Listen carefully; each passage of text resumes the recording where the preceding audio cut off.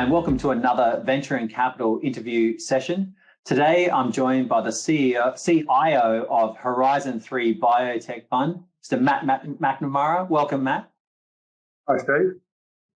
Now, just to kick off, mate, for me, this is an area of love. I got hooked on the life science space back in sort of 2009, where we had the opportunity to work with a company called Biotech. And, it's funny for me, working with them really early on, I was amazed at some of the challenges as it comes to investing sort of in the life science space, and also the opportunities that get associated with that. Now, that company's obviously gone on to do incredibly well. They've got some big funders behind them now, and they're sort of moving towards their listing. But this is an area that I know investors, how can I say it? They're always fascinated by the opportunities that are coming out in the life science space. But really, it's hard to assess which are the ones that they want to put money into. So I thought it'd be great to do a session with you guys, given that your fund is completely focused around life science, medical device sort of companies. So to start with this session, can you please just give a bit of a background to yourself to start with? Yeah, I think I go back a lot longer than you. I got my passion for the life sciences back in the early 80s. I did a molecular biology degree, and I didn't want to wear a white lab coat for the rest of my. I'm wearing a white shirt now. So I wanted to get into the commercialization of this exciting thing called biotech. I understood, some basic science as an honours graduate. I didn't get a PhD or anything like that. And I actually went straight out of business and was a sales rep for Merck, and then I got marketing manager and then general manager for Johnson & Johnson Medical. And that was all very good. I learned some business skills, but what I really wanted to do was be the link between great Australian science and making a difference in people's lives. And so in one of the roles I had in a startup, I met a venture capitalist, and that group was my introduction to venture. So that was back in about 1997. And I've been in venture capital ever since. An early stage fund at Sci Capital, a later stage fund. Bioscience managers, and now later in the Horizon 3 Biotech. I was going to say, there wouldn't have been too many venture capitalists in Australia in 1997. It was Rothschild Bioscience Unit. It was the first that went on to become GBS, which is now been wound down, I understand. Okay. Yeah, one of my shareholders is Roger Allen, and when I launched WI in sort of 2008, he was the go-to. He was the equivalent of sort of Airtree and Blackbird sort of at that time. So it's funny how it changed. Well, I remember go. Allen and Buckridge were investors with Bioscience in that one startup. Wow. Okay, interesting. Small world. And if you think about, I remember 2008 to 2010, where where venture capital was having such a hard time that they relied on the government putting money into the funds to effectively keep it alive, sort of at that stage. And you look at how that sort of transformed from the likes of sort of Airtree, Blackbird, Square Peg, and all the other sort of fund managers that come out, but now raising sort of nearly half to $1 billion funds now. It's incredible, that sort of transformation. So yeah. So just to go back to sort of investing into life sciences, it's obviously an area that has incredible challenges, and then on the flip side of that, it has incredible upside. What do you see as some of the inherent challenges that investing into life science faces as a starting point? And then after that, I'll ask about the opportunities. Well, the earlier you go, the tougher it is. And that's because there are more milestones and hurdles to cover before you have a product or a successful exit in a trade sale. So I'm sworn off early VC because it's just too long and too hard. At Sci Capital, we found a really nice technology, oncolytic virus, a virus that can kill cancer. And we invested in that for several years, sold it to a company that ended up becoming Viralytics. That was back in about 2004. Viralytics, 14 years later, was sold to Merck for $500 million. But I've talked about an 18-year journey there. Yeah. Most people can't stay at it for that long. And most of the funds I'm involved in, or not Horizon 3, but most of the funds that I have been involved in have been 10-year funds. Horizon 3 is an evergreen fund. But other challenges are, I'm not going to name names here, but sometimes people lie. So they'll tell you they've got some interesting data, and you might find out 3 years or $3 million later that it was completely fictitious, that initial data. So doing solid due diligence is really important. Having a good team around you, because I'm sure we'll talk about it later, but I've got a great team at Horizon 3 Biotech, because the people have been around for 20 years and they've got networks everywhere. There's also the fact that things just take, there's an old adage, it takes twice as long and twice as much money. Getting access to capital has been difficult. Having said that, the cream tends to rise, so the better quality companies do tend to be able to attract capital. And then there's all the things that the unknown unknowns. You just can't predict where how a drug or how a device is going to perform, and you can often have a curly result. So, whilst I've been successful, my partners have been successful, we judge success not on individual companies, but across a portfolio, because there's no doubt about it. For every 10 investments we make, only about 4 or 5 will end up becoming successful investments. But if we attack it with our strategy at Horizon 3 Biotech, which is we'll only invest if we think it can return a 1x per annum of our investment. And that's why we're going later stage. It'll only have a couple of milestones that it needs to achieve before it becomes a successful revenue generating product or a target for acquisition. And if we can achieve that in that 4 or 5 out of 10, then we'll easily deliver our super 20% IRR that we're aiming to deliver. And I'll get onto some of those sort of as we get to the end. And by the way, as a side note, Viralytics was a client of Wholesale Investor sort of in the 3 to 4 years before it went through that sort of sales process. So that was good for us to see, and also I think just good for the life science ecosystem in general. And then obviously that was introduced to us by Paul Hopper. Paul Hopper also introduced us to Imugene, and obviously Imugene's also now become a unicorn as well, but we've worked with them since like 2017. So that leads to the other point in that the opportunity aspect. So I think it's important to talk about, they're the challenges of life science in that it does take a long time. You can burn a lot of money in the process, but what happens on the flip side, and I think this is the hook that gets investors into the life science area. Talk about the opportunity aspect. Well, I think you've summed it up very nicely. You've named a couple of companies that have become unicorns. I've been involved in some others. Avita Medical had a fantastic run. Hardware, which was listed on the ASX, was acquired by Medtronic for $2 billion. I can't remember if it was $2 billion US or $2 billion Aussie. And another one is currently in play. It's a private company, Saluda Medical in Sydney. But for all those successes, there are failures along the way. And so the challenge is really just managing the risk and identifying companies that have got a lot of the things right. Horizon 3 Biotech, we have a process called the Achilles heel approach. And so when we look at a company, we don't get carried away with the exciting things about the company. We actually try to find what could trip it up. It might be the management team, it might be the technology, it might be competition, it might be valuation, it could be all sorts of things.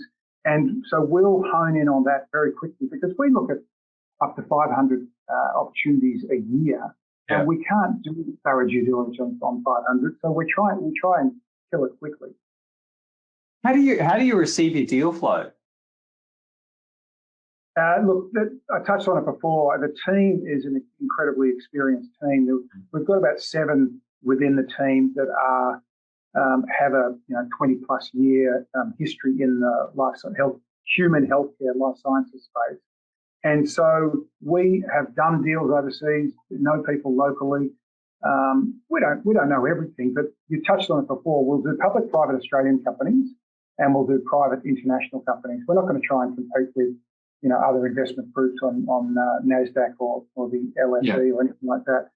So, and it's amazing, with LinkedIn and other social platforms, mainly LinkedIn. But when you advertise the fact that you have a fund and you're ready to invest, people recognise a name. They go, Matt McNamara. I know he's been investing for a long time. I'm going to run it by him. Interestingly, the better quality deals come through our network. And I'm just one of the 7, and there's 6 others who have got that kind of connection. And so we are, to be honest, overawed with the deal flow. So we really do have to try and kill it quickly. It's interesting. I can't remember, there was a stat that come out of some sort of, I wish I remember the report name, but there was something like in VC land, it's something ridiculous where it's close to 80% of deals come through a warm referral, like what you were sort of just highlighting. It's someone that knows the partner involved in the fund or the CIO, and then they've provided an introduction. It's actually insane. So for all the LinkedIn emails that you will receive pitching opportunities to you, it just shows you sort of how often that can be very ineffective, just based on what sort of actually takes place. And moving to my next question, you sort of touched on some of the elements as far as what you're looking for in opportunities. You mentioned about management, you mentioned about the stage of the company. What are the things that you think that are really important in assessing, life science or biotech companies or even medical device companies? Well, the first one is a need. Does the technology address an unmet need in the healthcare sector? You might recall, you probably won't recall, but over 20 years ago, there was some Nobel Prize winning science that there was no use for it. And so there may be at a later stage, but there was no use investing in that because there was actually no need in the market. So first thing is there a need? And that the corollary of that is it already being addressed? So we don't like to do Me Too products. We like to ensure that there is an incremental improvement in the lives of humans as a result of this technology. The other things we look at, obviously intellectual property, and might not be obvious to your audience, but intellectual property is very important and how long it's got. And, someone will say they have a patent, and a patent, that's like saying I have a piece of string, because a patent can be very broad and give you monopolistic rights in a very large area, which can also be distracting because you don't know where to target. But on the flip side and the downside, it can be very narrow. You might have one indication within that patent, and it might be that you can cure hypertension in hairy dogs with 3 eyes. Well, that's great. You've got that patent, and no one can compete with you. But where's the market in that? Where's the market? Yeah. Interesting. So that's 2 things. Let me just think of some others. Manufacturing. It's a very common story. You'll find people can synthesize things in the lab, and they produce it in kilogram batches, and they can do clinical trials. But there are a number of stories of where it's worked really well in phase 1, phase 2A, maybe even phase 2B, and then they've gone into multi-kilograms, hundreds of kilogram manufacturing. Can't do it. Cannot do it for love of money. I think Elon Musk summarized it best. He goes, it's easy to do prototypes. It's hard. What's hard is doing full-scale, large-scale manufacturing. Yeah, well, it's not often a problem, but it's something you have to cover off. And there's a whole multitude of things. Yeah, interesting.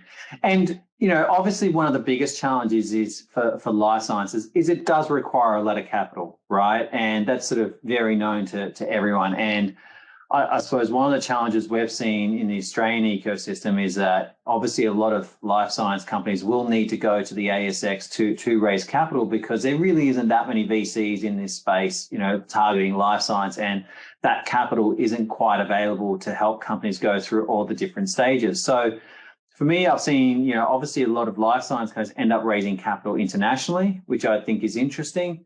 And they've had to list far too early compared to where they really, and then be sort of burdened down by the sort of regulation that's, part of that sort of aid. But however, it's given them access to capital. And maybe when they raise capital internationally, it does make it easier. For you, obviously part of you being a VC fund is to help in that.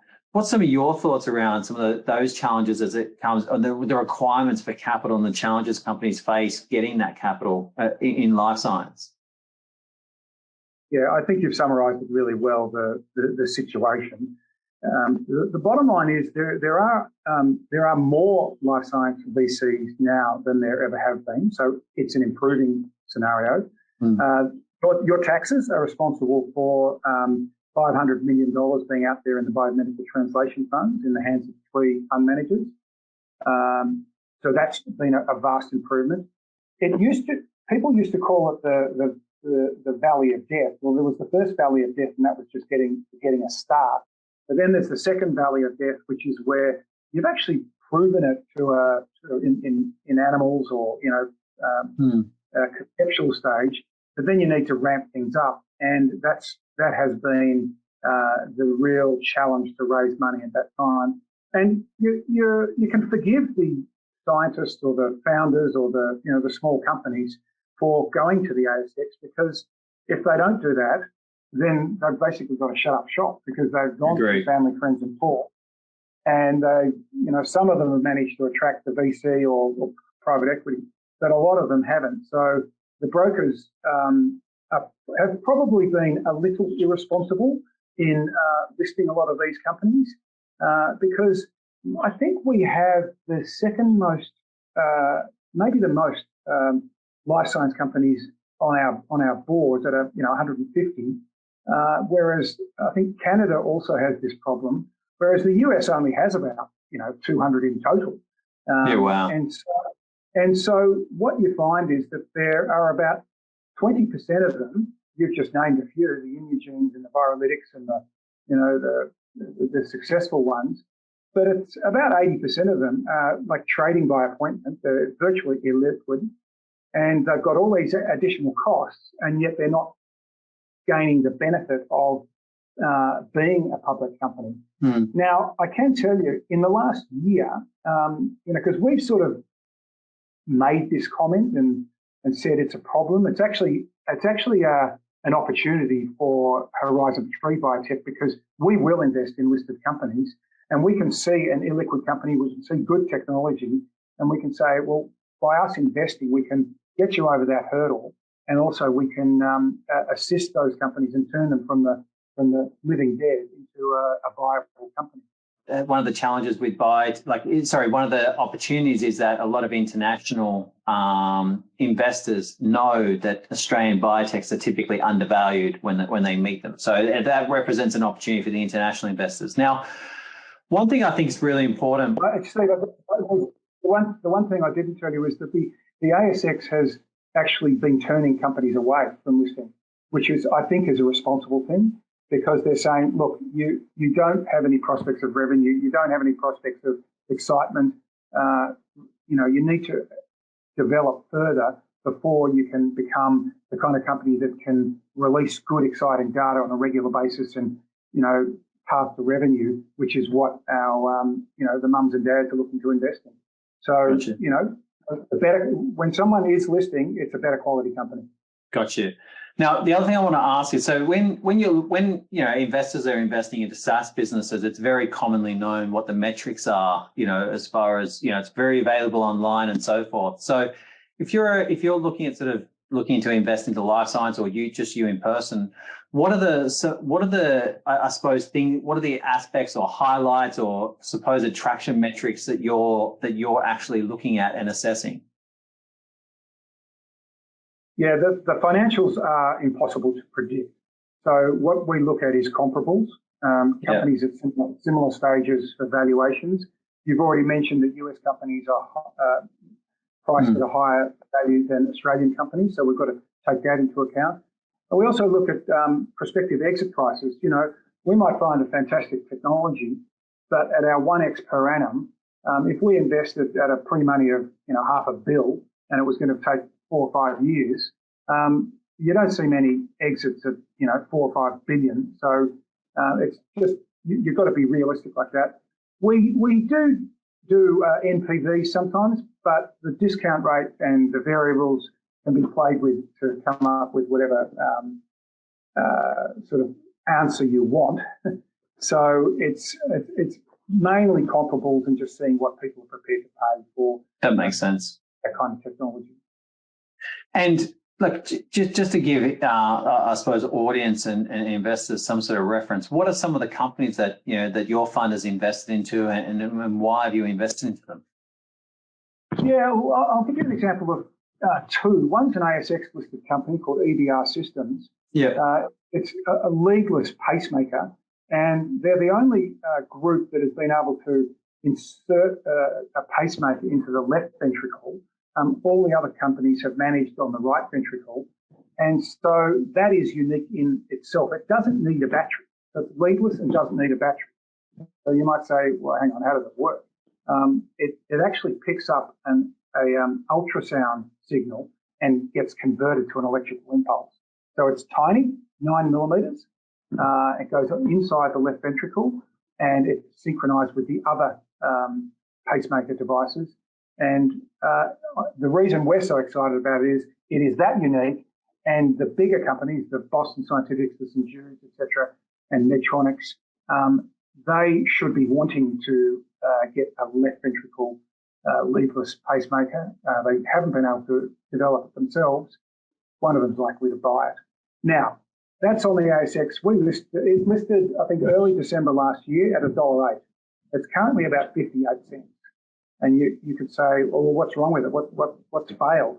Nothing's failed. Everything's progressing well. It's just been caught up in this downturn. Yeah. And so we actually see this as an incredibly good buying opportunity because it is so depressed in its original price. Yeah, I was going to say, so you're obviously assessing it to when it sort of IPO'd, but obviously when you were looking to make the investment, you were looking at their sort of counterparts in the US. So what was that valuation difference that you saw between the sort of them as an ASX listed company and what you're seeing for those US that could be the potential acquirers or et cetera? You can't compare because the Medtronics and the Boston Scientifics are not one-trick ponies. That's normally a negative comment, but EBR is purely a leadless pacemaker. Those companies I'm talking about, the large ones, they're $40, $50 billion market caps because they have many products and sales to boot. So there's no comparable in leadless pacemakers because there are no little startups doing it to the same degree.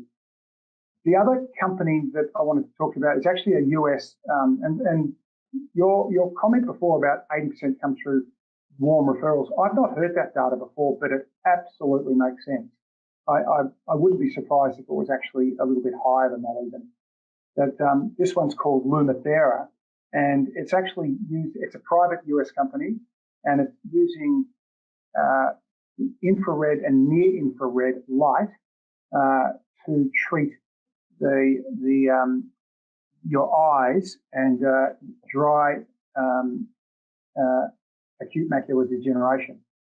So it's not competing with Opthea in the Australian market. That's wet AMD. This is dry AMD, and it's photobiomodulation. That's the technical term for infrared and near infrared rays to stimulate the eye to prevent those diseases and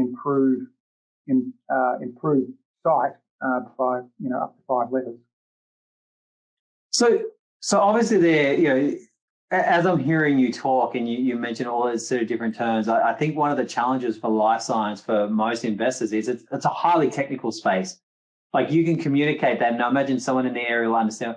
Me as a sort of normal, I don't understand what I mean, but I get that it's a big market. There's an opportunity for it, and it's dealing with the art, etc. So I think that's one of the challenges for translation of new investors coming in and then putting money into the life science space. And one of the theses for me is that and this is probably yours as well, is that is probably likely that if investors want to invest into life science, it's highly probable that they would go into a fund like sort of Horizon 3 or others, just because it is quite hard to understand, and there's few people that are willing to sort of, I suppose, dumb it down so that the average investor can understand.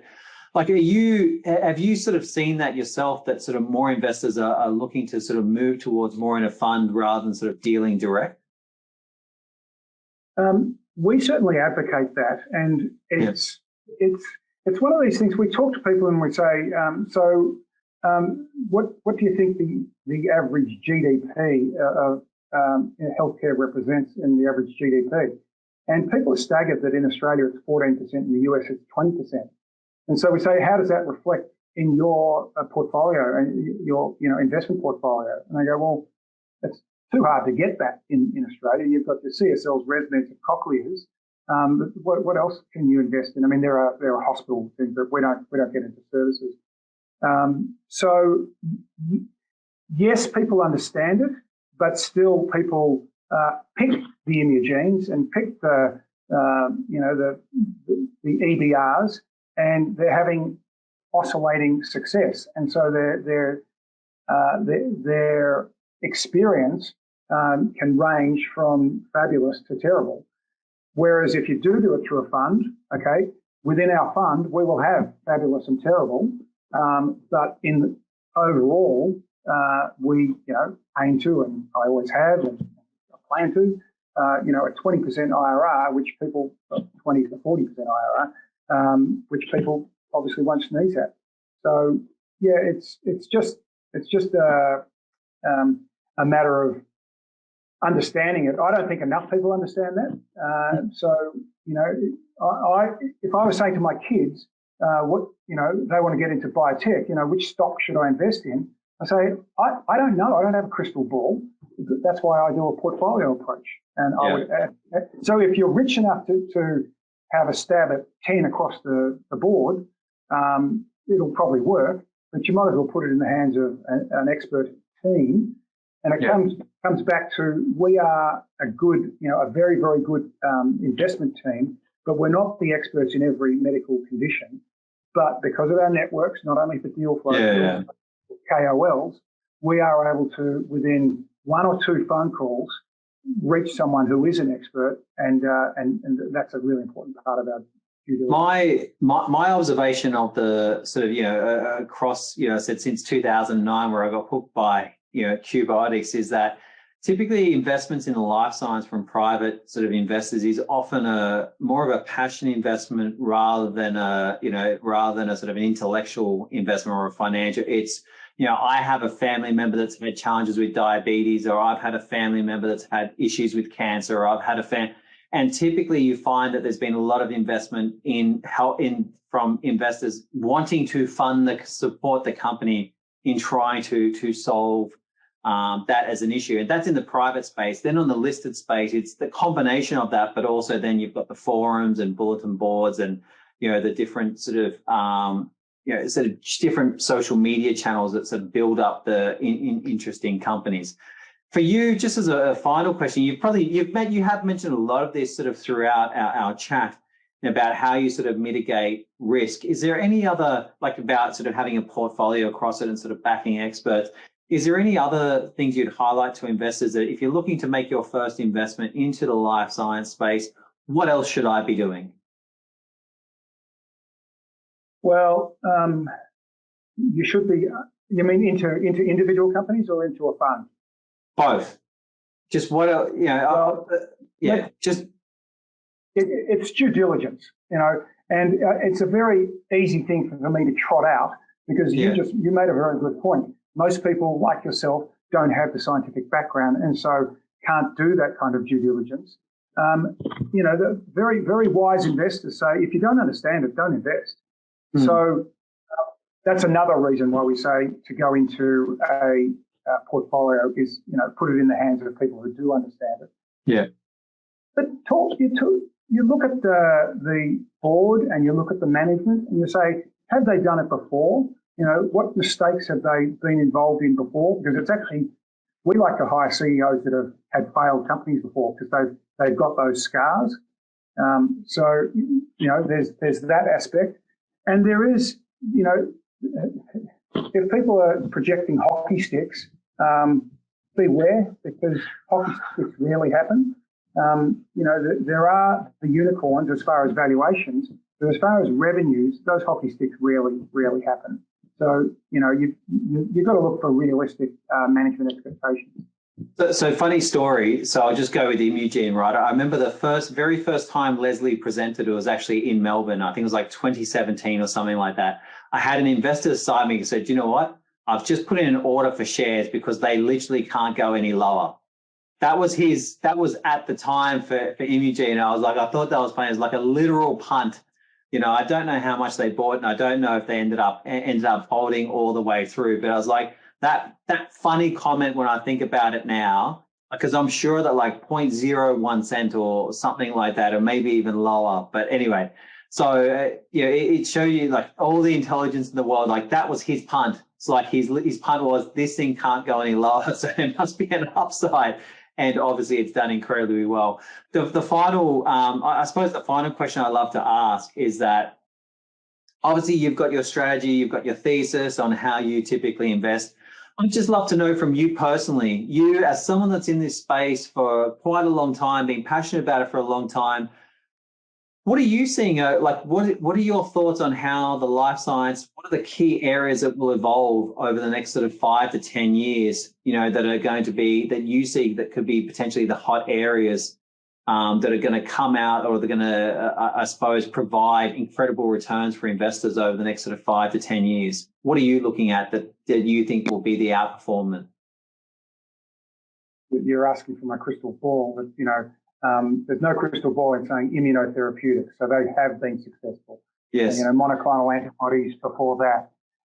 But By the way, I remember Paul Hopper telling me about. I remember immunotherapy. I remember Paul Hopper telling me about that in like 2012, saying that would be the hot area. Unfortunately, I didn't listen to him. Yeah. Well, I mean, Paul sees a lot of things, so he certainly got that right. Viral oncolytics, I think, will be big. So that's, Imugene has one of those. Merck still working on the virolytics one. Another area is, I think this whole mRNA vaccine is a potential huge area. I'm really pleased with the Victorian government I believe there's a lot of politics involved, but I'm really pleased that they've pumped a lot of money into creating a mRNA hub in Victoria, because it's not only going to be vaccines, it should be very effective against cancer as well. Some other areas, this is real crystal ball gazing. There are like we're looking at a company that has, I've got to be careful what I say here, but it's not an Australian company, that they have chemicals that they can turn on or off, and it can do incredible damage to cancer cells. So it's very local, and it's physical, mechanical damage. And I think that kind of targeted treatment for oncology could be a game changer going forward. So, that's something we're doing our DD on at the moment. Fantastic. Well, Matt, really appreciate your time. We've actually gone for longer than what I expected. We've gone over 30 minutes. Just so if you want to get some information on the Horizon 3 sort of biotech fund, obviously you can Google them. They've got their website. They've got a whole bunch of information on there. They've also got some information on the CRISP platform. I just will flag what I really love about your actual website is you're also obviously believers in education as well. There's actually there's a lot of content I just noticed on your website about investing in life science. So I just highly recommend check out the Horizon 3 Biotech Fund website, not only for the information about their fund, but also just the information. I said, for those of you interested in investing into life science, it's a fantastic deep dive. Matt, thank you again for your time. No problem, Steve. Anytime. Cheers. Cheers.